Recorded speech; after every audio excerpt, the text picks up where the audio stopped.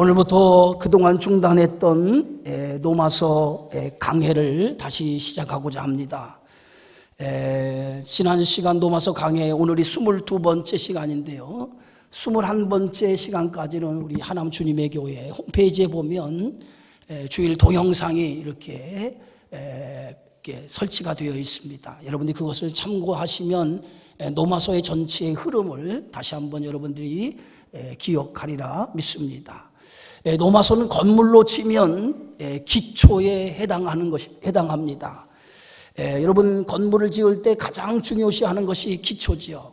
기초공사가 잘 되어진 건물은 튼튼한 건물인 것처럼 신앙의 기초도 튼튼하면 절대로 그 믿음이 흔들리지 않습니다.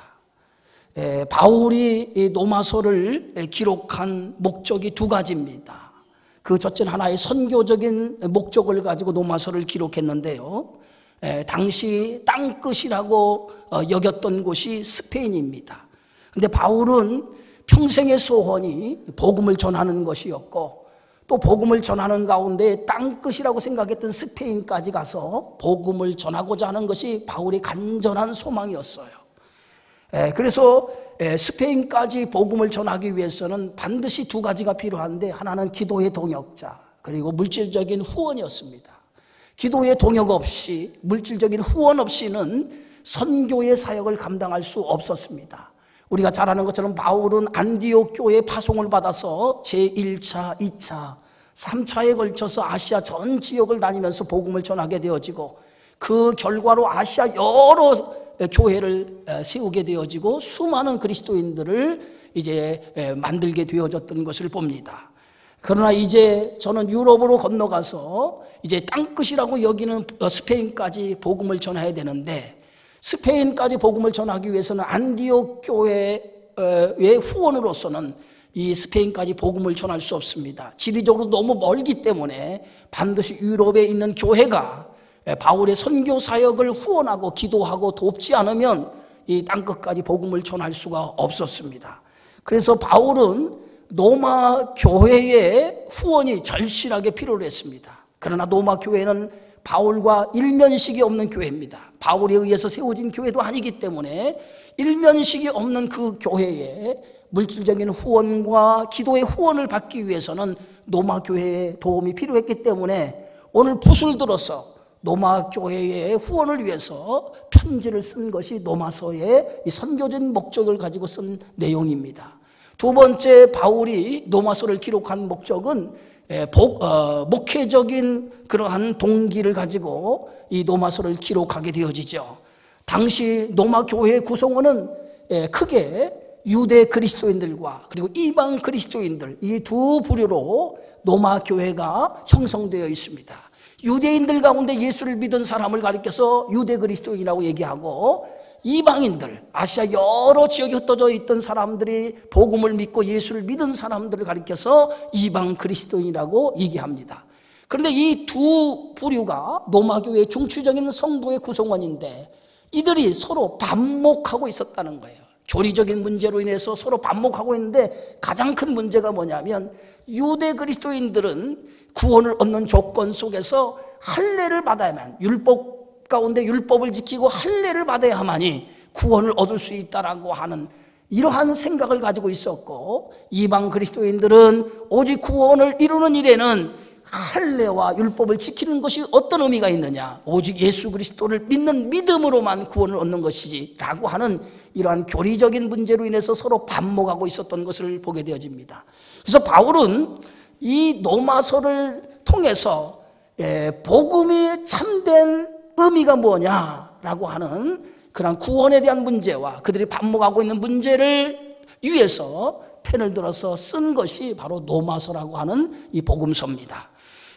로마서를 읽다 보면 로마서는 복음이 무엇인가, 그리고 복음이 갖는 능력이 어떤 능력을 가지고 있는가, 그리고 복음이 유대인과 유대인 사이에 어떻게 나타났는가, 그리고 복음으로 산다는 것이 무엇인가 라고 하는 것을 아주 자세하게 오늘 가장 신앙의 기초적인 것을 다루고 있는 것이 이 로마서의 내용이라고 하는 것을 우리가 알 수 있습니다. 그래서 바울은 로마서 서두에 복음은 모든 믿는 자에게 구원을 주시는 하나님의 능력이 됨이라. 이것이 로마서 전체의 주제의 말씀입니다. 이 복음은 모든 믿는 자에게 구원을 주는 하나님의 능력이라고 말하고 있습니다. 그래서 로마서 1장에서 11장까지는 구원이라고 하는 것이 무엇인가, 구원의 참된 이치가 어떻게 이루어지는가라고 하는 것을 말씀하고 있으며, 1장과 2장에서는 우리에게 왜 구원이 필요한가, 모든 사람들에게 왜 구원이 필요한가, 그 구원에 대한 필요성을 설명하면서 인간은 하나님 앞에 죄인이요, 그 죄의 결과는 반드시 하나님의 심판을 받을 수밖에 없게 되어졌다라고 하는 것을 1장과 2장에서 설명하고 있고, 3장과 5장에서는 인간의 죄에서 구원받기 위해서는 반드시 우리를 의롭다라고 하나님이 인정해 주셔야 하는데, 그 의롭다라고 인정해 주시는 그 의로움을 예수 그리스도를 이 땅에 보내셔서 그의 의를 통해서 인간이 의로워질 수 있다라고 하는 칭의에 대해서 우리에게 말씀하고 있고요. 그 다음에 6장과 8장은 예수 그리스도를 믿는, 예수를 그리스도로 영접한 사람들이 어떤 삶을 살아야 되느냐, 성화된 삶을 살아야 된다라고 하는 그런 말씀을 다루고 있는 것이 이제 6장과 8장의 내용입니다. 그리고 오늘 본문의 내용에 있는 9장과 11장은 아주 난해한 그런 주제를 다루고 있는, 신학적인 문제를 가지고 있는 내용이 9장과 11장의 내용입니다. 그래서 오늘 바울은 이 9장과 11장의 아주 난해한 내용, 그래서 이 난해한 내용 때문에 우리 장로교와 특별히 우리 감리교회의 교리적인 문제가 대두되는 그런 내용이 오늘 9장과 10장에 11장에서 다루고 있습니다. 우리가 잘 아는 장로교에서는 애정론을 얘기하죠. 모든 사람들이 구원받을 사람 이미 애정에 놓았다라고 하는 하나님의 선택에 대한 얘기를 하는데, 그 선택에 대한 근거가 오늘 로마서 9장을 근거로 해서 얘기하고 있고요. 우리 감리교에서 얘기하는 것은 인간의 모든 하나님의 주권적인 선택에 의해서 구원을 받지만, 그러나 인간의 자유의지, 믿을 수 있는 권리와 믿지 않을 권리는 인간에게 주어진 권리라고 하는 자유의지에 대한 신학적인 교리를 다루고 있습니다. 그래서 이 두 가지가 나누어져서 장로교와 감리교의 교리적인 차이가 여기에 있다라고 하는 것입니다. 오늘 본문은 시작을 이렇게 하고 있습니다. 사도 바울 안에 큰 그치지 않은 근심 그리고 고통이 있다라고 그는 고백하고 있습니다. 그것은 다름이 아닌 동족에 대한 안타까운 마음을 그가 가지고 있다라고 말하고 있죠. 오늘 로마서 10장 1절에 보면 그 동족에 대한 그치지 않은 근심과 그리고 안타까운 마음이 어떤 마음입니까? 오늘 로마서 10장 1절은 그들을 구원받게 하고자 하는 마음, 그것이 바울 안에 있는 그치지 않은 근심이고 그가 가지고 있는 마음의 고통이라고 그는 설명하고 있습니다.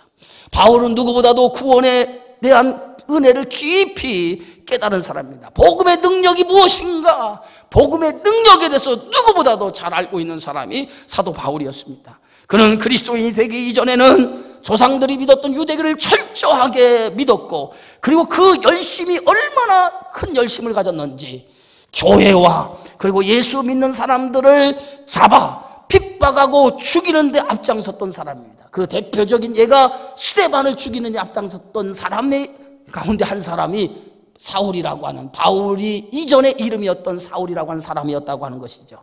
그런 그가 부활하신 예수님을 다메섹 도상에 가는 과정 속에서 부활하신 예수 그리스도를 만나고 나서 그의 인생이 완전히 뒤바뀌게 되어져서 그때부터 그는 복음을 전하는 자가 되었는데, 특별히 그는 하나님 앞에 부르심을 받고 난 이후부터 이방 땅에 이방인을 위한 복음의 사도로 하나님의 부름을 받아서 이방 땅에 복음을 전하는 자가 되었던 것을 보게 되어지죠. 그래서 사도행전 9장 15절에 이스라엘 자손들 앞에 전하기 위하여 택한 나의 그릇이라고 하는 하나님의 말씀처럼 이방인을 위해서 복음을 전하는 자가 되었고, 그래서 그때부터 이방 땅에 가서 복음을 전하기 시작을 했는데, 바울이 가서 복음을 전할 때 수많은 사람들이 그 복음을 받아들이고 그리스도를 영접하게 되어지고, 그리고 많은 교회들이 세워지게 되어졌던 것을 봅니다. 그러나 한편으로는 자기 동족인 유대인들이 예수를 믿지, 예수 그리스도를 영접하지 않은 그 문제 때문에 바울은 그치지 아니하는 마음의 짐과 마음의 고통과 근심이 그 안에 있었다고 하는 사실이죠. 누구보다도 자신의 동족이 복음의 능력을 깨달아서 복음을 통해 구원을 받아야 되는데, 오히려 구원의 기쁜 소식과는 점점 멀어지면서 그들이 예수를 핍박하고 박해하는 사람들이 되어진 것을 보고 바울은 마음에 견딜 수 없는 아픔으로 그의 마음에 다가오게 되어졌다는 거예요. 그래서 로마서 9장 1절에 바울은 오늘 성경을 시작하면서 이렇게 고백하고 있습니다. 내게 큰 근심이 있는 것과 마음에 그치지 않은 고통이 있는 것을 내 양심이 성령 안에서 나로 더불어 증거한다라고 말하고 있습니다. 바울이 이런 마음의 고통, 마음에 가지고 있는 근심, 이런 마음을 가질 수 있었다고 하는 것은 동족에 대한 애정과 사랑이 있었기 때문에, 그 동족에 대한 애끓는 사랑과 애끓는 마음이 동족에 대한 안타까운 마음으로 그가 갖게 되어졌다라고 하는 것입니다. 예수를 믿는 것이 무엇인지, 그리고 믿는 자들에게 주어지는 축복이 무엇인지 오늘 바울은 누구보다도 잘 알고 있었어요. 예수를 믿는 것이 어떤 축복이 있는지, 예수를 믿는 것이 어떤 의미가 되는 건지 그것을 너무도 잘 알고 있었기 때문에 예수 그리스도를 믿지 아니하는 자기의 동족을 보면서 그는 말할 수 없는 비통한 심정을 가지고 있었다고 하는 것입니다. 바울은 동족에 대한 안타까운 그러한 마음을 로마서 9장 2절에서 이렇게 표현하고 있습니다. 나의 형제 곧 골육의 친척을 위하여 내 자신이 저주를 받아 그리스도에게서 끊어질지라도 원하는 바다라고 말하고 있습니다. 얼마나 동족에 대한 애끓는 사랑과 애끓는 마음을 가졌으면 자신이 저주를 받아 자신이 그리스도에게서 끊어질지라도 자신의 동족이 예수를 믿는다면 나는 그것으로 만족하겠다라고 하는 그러한 큰절한 마음을 가지고 있는 것을 보게 되어지죠. 바울의 이런 마음은 예수님의 마음을 품었다라고 우리는 생각해 볼 수 있습니다. 예수님은 우리를 구원하시기 위해서 십자가의 죽음을 통해서 우리를 구원하셨던 것처럼 바울이 오늘 이렇게 동족을 위해서 그리스도에게서 저주를 받아 그리스도에게서 끊어질지라고 하는 이 저주는 뭡니까? 예수님이 우리의 인간을 구원하기 위해서 십자가에 달린 것, 그것이 저주 아니겠어요? 근데 바울도 자기가 그런 저주를 받을지라도 동족이 구원을 얻는다면 자신은 그 십자가, 그 저주를 자기도 받기를 원한다라고 하는 애끓는 심정으로 이렇게 고백하고 있는 것을 보게 되어집니다. 바울이 가졌던 마음은 그리스도가 우리를 향한 마음이고 한 영혼이라도 구원하고자 하시는 안타까운 하나님의 마음을 바울은 이렇게 자신의 심정을 토해가면서 이렇게 고백하게 되어진 줄 믿습니다. 디모데전서 오늘 2장 4절에 하나님은 모든 사람이 구원을 받으며 진리를 아는 데에 이르기를 원한다라고 말하고 있습니다. 하나님은 모든 사람이 구원받기를 원하고 그들 모두가 진리가 무엇인지를 알기를 원한다는 거예요. 이것이 하나님의 소원이고 하나님의 뜻이라고 성경은 말하고 있습니다. 성경에서 가장 잘 하나님의 마음을 표현한 것이 누가복음 15장입니다.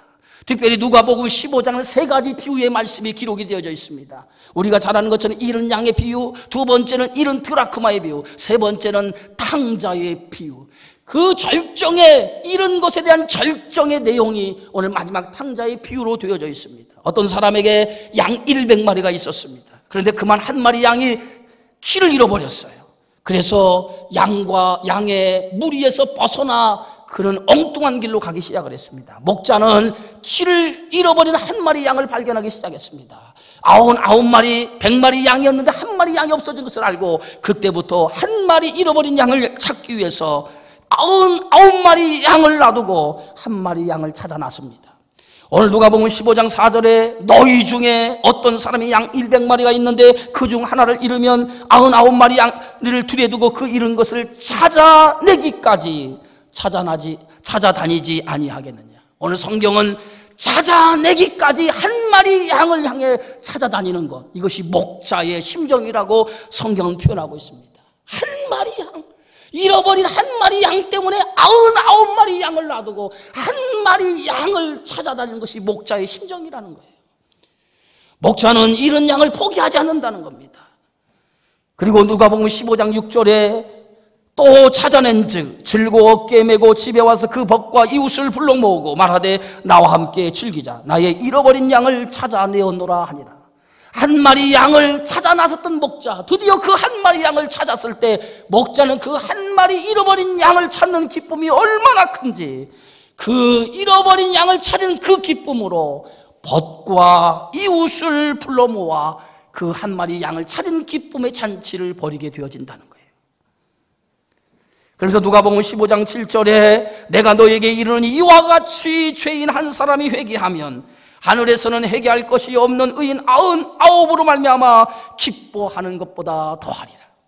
잃어버린 한 마리 양을 찾은 그 기쁨처럼 우리 하나님께서는 하늘에서 99으로 말미암아 기뻐하는 것보다도 한 사람이 그리스도를 영접하고 예수를 믿는 그 기쁨으로 더 큰 기쁨을 얻게 될 거라고 하는, 그것이 오늘 누가복음 15장에서 첫 번째 비유에서 주는 말씀이었습니다. 그리고 두 번째 한 드라크마에 대한 비유인데, 한 드라크마 잃어버린 사람은 등불을 켜고 그리고 그 드라크마를 찾을 때까지 온 집안을 샅샅이 뒤지며 드라크마를 찾기 시작합니다. 그리고 드디어 잃어버린 드라크마를 찾아 발견합니다. 그때 그는 누가복음 15장 10절에 이렇게 고백합니다.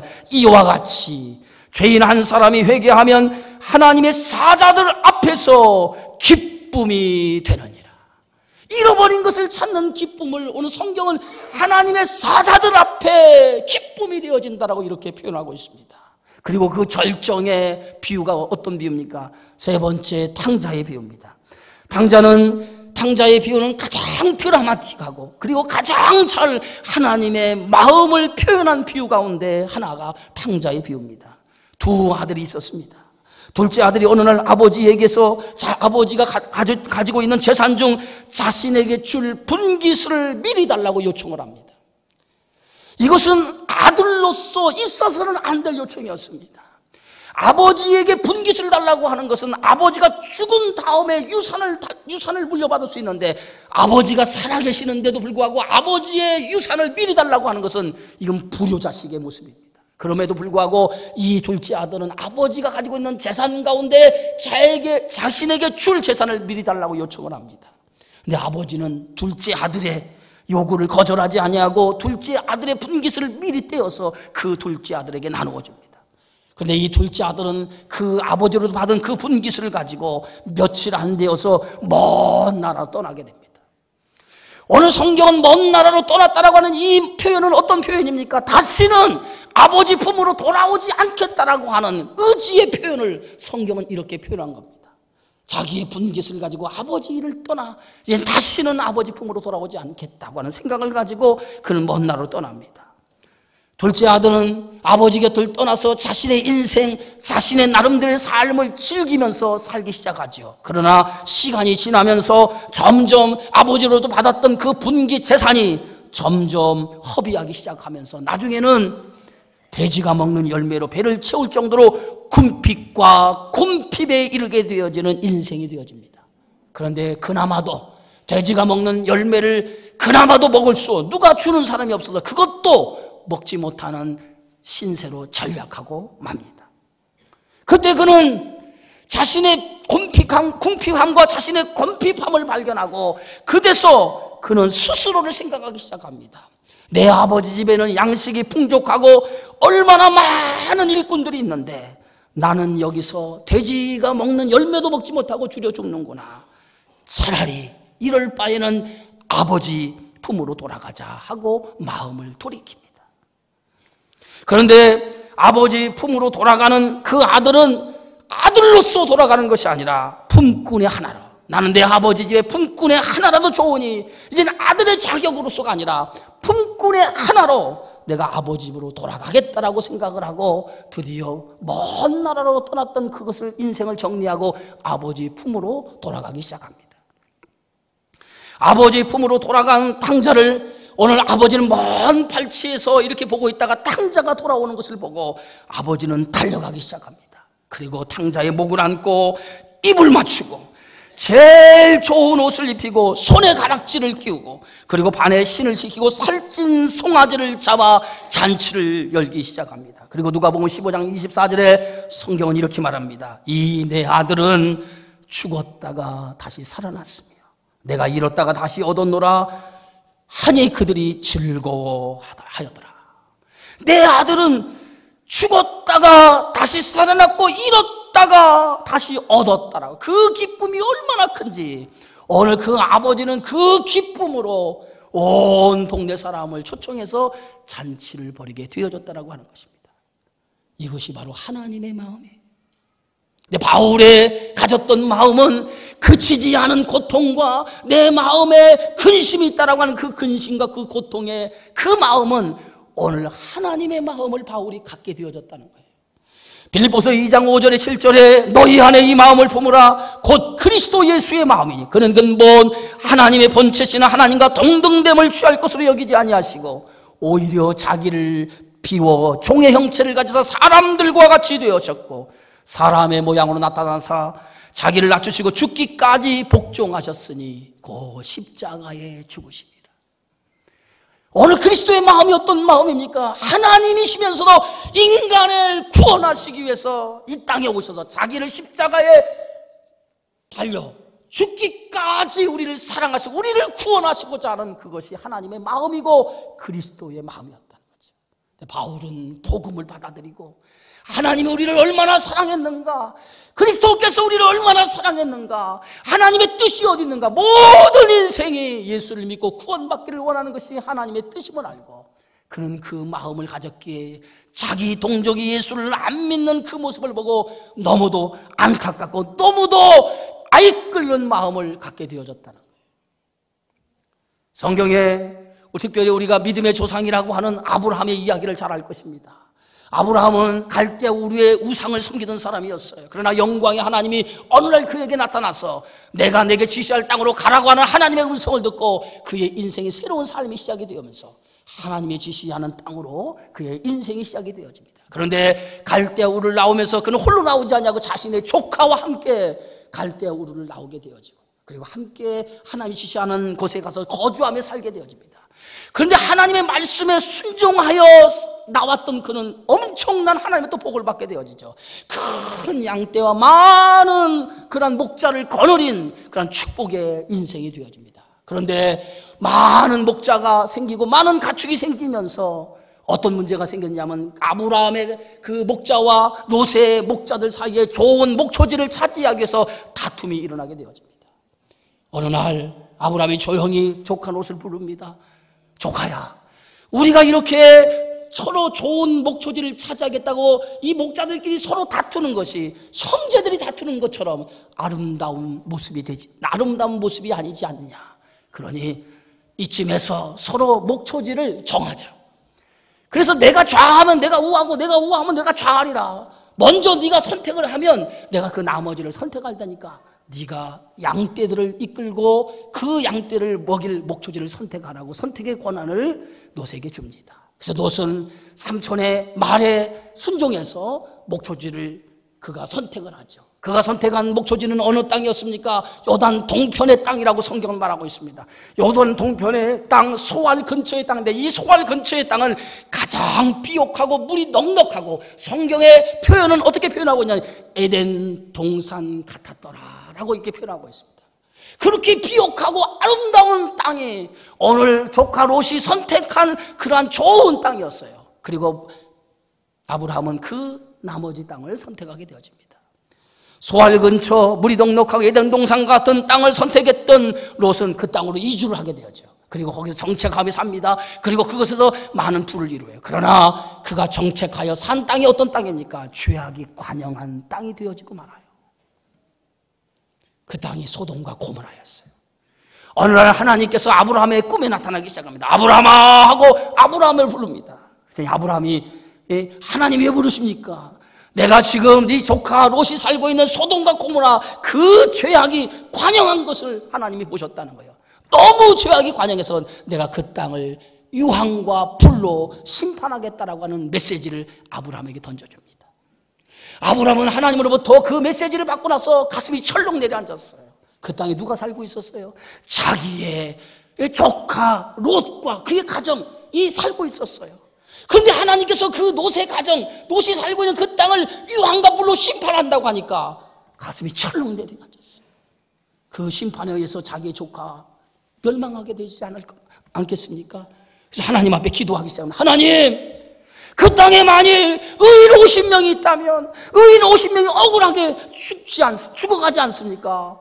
의인 50명 그들을 보시고 제발 그 땅을 멸망하지 않기를 바랍니다 라고 하나님께 기도했어요. 그런데 하나님께서 응답이 옵니다. 그래, 그러다 보면 의인 50명만 있다면 내가 그 땅을 멸망하지 않으리. 그러니까 아브라함이 이제는 하나님 앞에 또 기도합니다. 하나님, 의인 45명만 있으면 어떡합니까? 그래도 멸망하십니까? 그래도 하나님 멸망하지 않겠다. 계속해서 하나님과 거래를 합니다. 예? 그런데 하나님께서 만약에 의인 10사람이 있으면 그래도 그 땅을 멸망하겠습니까? 하나님께서 최종적으로 의인 10사람만 있어도 내가 소돔과 고모라 성을 멸망하지 않겠다. 그런데 소돔과 고모라 성이 어떻게 되었습니까? 의인 10사람이 없어서 불과 유황으로 심판을 받아서 멸망하고 맙니다. 오늘 바울의 마음은 이런 마음이에요. 조카 롯을 살리고자 하는 아브라함의 애끓는 마음처럼 자신의 동족이 예수를 안 믿는 것 때문에 구원의 능력, 복음의 능력이 어디에 있는 걸 아는데 그들이 예수를 믿지 아니하는 그 모습을 볼 때 얼마나 마음의 고통과 근심이 있는지, 그 고통이 끊어지려고 하는 마음의 고통을 가지고 그는 동족을 위해서 하나님 앞에 기도하는 심정을 이렇게 고백했던 것을 봅니다. 저는 이 바울이 가졌던 이 마음을 성령께서 바울에게 주셨던 마음이라고 저는 믿습니다. 그래서 로마서 9장 2절에 오늘 성경은 이렇게 얘기하죠. 내 양심이 성령 안에서 나와 더불어 증언하노니. 복음의 능력을 알면 이 복음의 능력이 나로 하여금 성령의 마음을 갖게 하시고 그 성령이 영혼에 대한 관심과 영혼에 대한 사랑으로 나타나게 되어지는 줄 믿으시기 바랍니다. 빌립보서 2장 13절에 너희 안에 행하시는 이는 하나님이시니 자기의 기쁘신 뜻을 위하여 너희에게 소원을 두고 행하게 하신다라고 말하고 있습니다.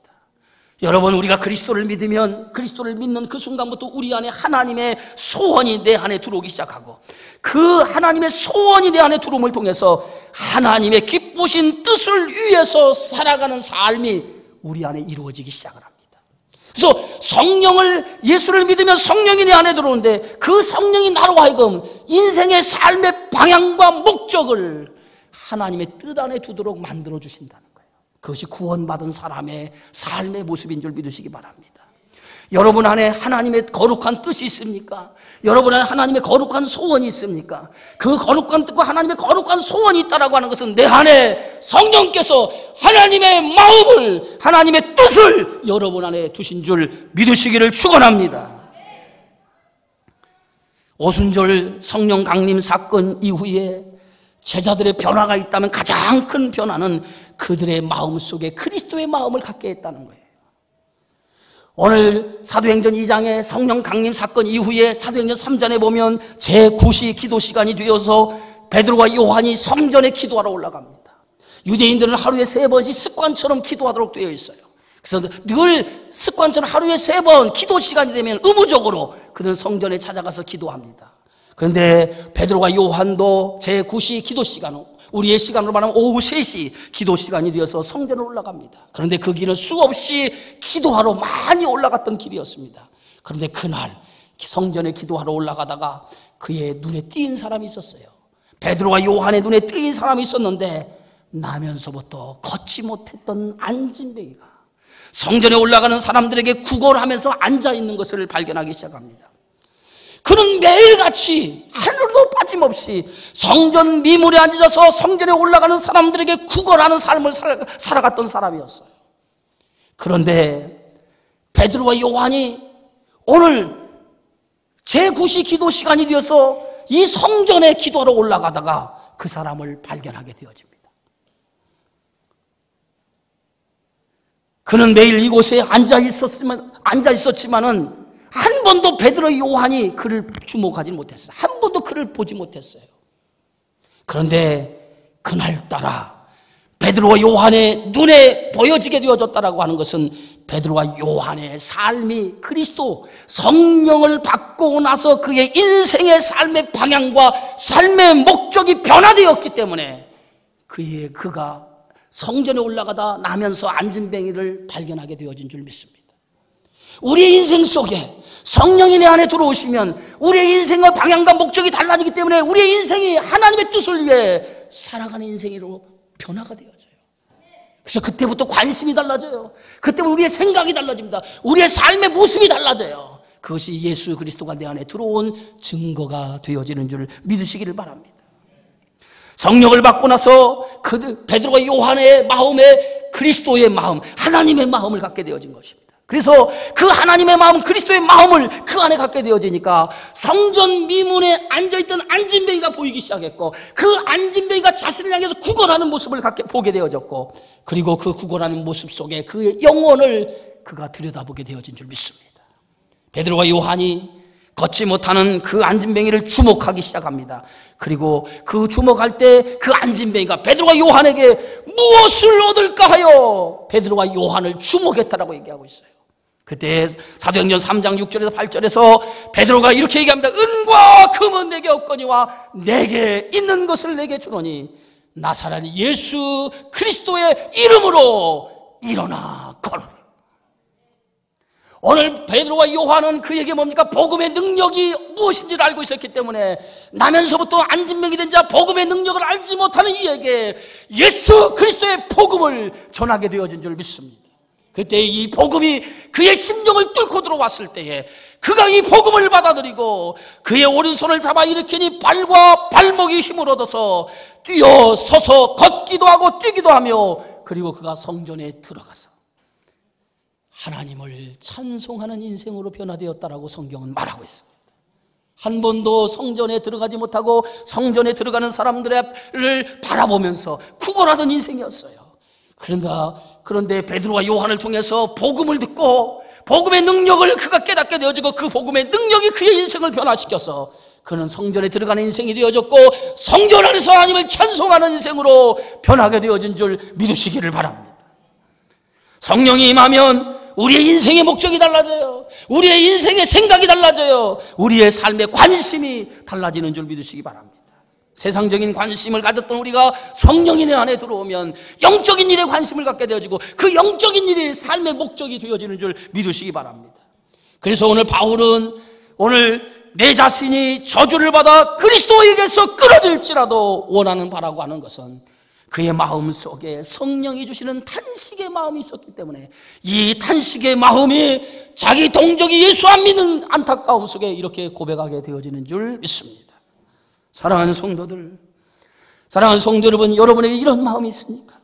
여러분 예수 안 믿는 친지, 예수 안 믿는 내 형제, 예수 안 믿는 내 가족, 예수 안 믿는 내 이웃을 향한 안타까움, 저주를 받아 끊어지는 그 아픔 속에 놓여져 있는 그들의 모습을 보면서 주여, 나는 복음의 능력을 아는데 복음의 능력을 알지 못하는 저들을 향한 안타까운 마음이 있는지, 그런 마음이 있다면 여러분 복음의 능력을 아는 사람이고 그리스도께서 주시는 영광과 그가 주시는 축복이 무엇인지를 아는 성도가 되어지는 줄 믿습니다.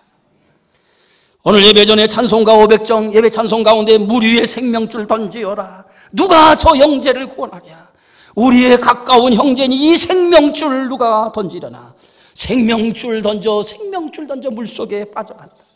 생명줄 던져 그들을 구원하는 것, 이것이 우리에게 주신 사명인 줄 믿으시기 바랍니다. 복음의 능력을 한다면 죽어가는 사람을 보고만 있지 않을 것입니다. 어떻게든 복음의 능력을 한다면 죽어가는 사람을 살리려고 하는 것이 복음의 능력을 아는 사람의 모습이 되어질 것입니다. 우리나라에 복음을 전하기 위해서 수많은 선교사가 이 땅을 밟았어요. 젊은 나이에 이 땅에 와서 자신의 생명을 버려가면서 복음을 전하는 수많은 선교사들의 피가 오늘 이 땅에 복음이 들어왔고 그 복음을 통해서 교회가 세워지고 수많은 사람이 그리스도를 영접하게 되어진 줄 믿습니다. 지금도 양화전에 가면 젊은 청춘의 시대에 복음을 위해 생명을 바쳐 죽어간 수많은 사람의 묘비가 기록되어 있어요. 그러나 그들 묘비 속에 하나님의 영광을 바라보았다라고 얘기하고 있습니다. 지금도 많은 사람들이 복음을 받아들고 물설고 낯설은 땅, 문화와 풍습이 나는 그 땅에 선교사로 가고 있습니까? 무엇 때문에 그들이 젊은 청춘을 바쳐서 선교사로 가고 있습니까? 복음의 능력이 무엇인지를 알기 때문에, 예수를 믿는 영광과 예수를 믿는 축복이 무엇인지를 알기 때문에 오늘도 젊은 날에 그 행복을 버리고 복음을 위해 헌신하는 선교사로 나가게 되어지는 줄 믿습니다. 여러분 복음의 능력을 믿으십니까? 복음의 능력을 믿으십니까? 전하 다른 이름으로 구원을 얻을 수 없는데 오직 예수 이름으로만 구원을 얻을 수 있게 되어진 줄 믿습니다. 성경은 우리에게 영원한 것을 약속하고 있습니다.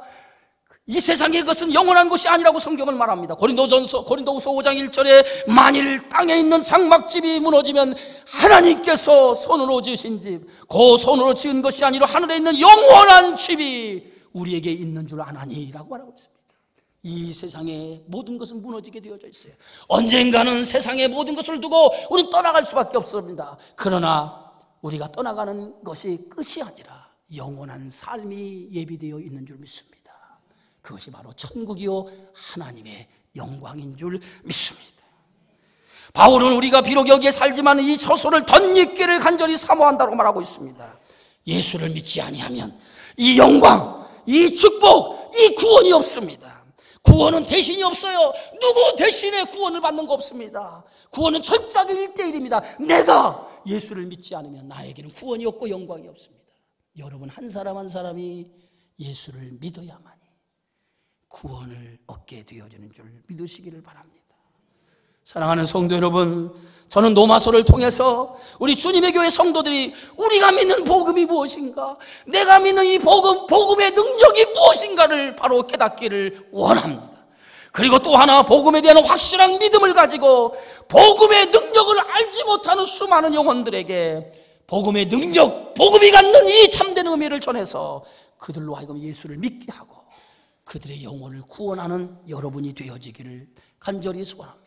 그리고 마지막으로 바울이 가졌던 그 마음처럼 내가 저주를 받아 그리스도에게서 끊어질지라도 복음을 위해서라면 예수님처럼 십자가를 지는 마음, 이것이 바로 저와 여러분의 마음이 되어야 될 줄 믿습니다. 주님이 나를 위해서 십자가를 짊어진 것처럼 나도 복음의 능력을 안다면 저주를 받아 끊어질지라도 이 십자가를 지는 마음으로 죽어가는 영혼을 위해서 복음의 앞에 우리의 인생을 드리고 우리의 삶의 목적과 방향을 거기에 두고 수많은 영혼들을 구원하는 일에 저와 여러분의 삶이 드려지기를 주의 이름으로 축원합니다. 거룩하시고 자비하신 아버지 하나님, 감사와 영광을 돌려드립니다. 오늘도 바울의 옛 끓는 마음에 이 말씀을 다시 한번 가슴에 새기면서 오늘도 수많은 사람들이 복음의 능력을 알지 못하고 세상 속에서 자신의 영광과 자신의 일을 위해서 살아가고 있습니다. 그러나 그것은 모두가 다 썩어질 것을 위해서 살아가는 인생인 줄 압니다. 우리에게는 영원한 소망, 하나님의 나라에 대한 소망이 있고 썩어지지 아니하는 영원한 것이 우리에게 기다리고 있는 줄 믿습니다. 우리는 복음의 능력을 알기에 이 복음의 능력 안에서 살아가게 되어지는 줄 압니다.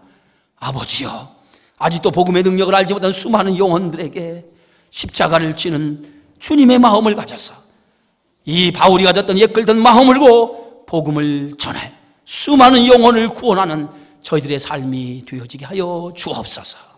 예수님의 이름으로 기도하옵나이다. 아멘.